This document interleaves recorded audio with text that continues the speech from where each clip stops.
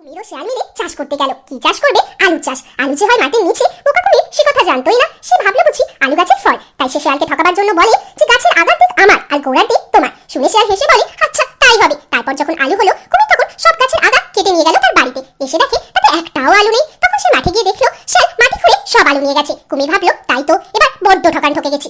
তারপর এবার হলো ধানের চাষ। এবারে কুমির ঠকবে না বলে ভেবেছে, তাই সে আগে থাকতেই শিয়ালকে বলে ভাই এবারে আমি কিন্তু আগার দিক নেবো না, এবারে আমি গোড়ার দিক নেবো। শুনে শিয়াল হেসে বলে আচ্ছা তাই হবে। তারপর যখন ধান হলো, শিয়াল ধান শুদ্ধ গাছে আগার দিক কেটে নিয়ে গেল। কুমির তো খুব খুশি হলো, ভেবেছে মাটি খুঁড়ে সব ধান সে নেবে।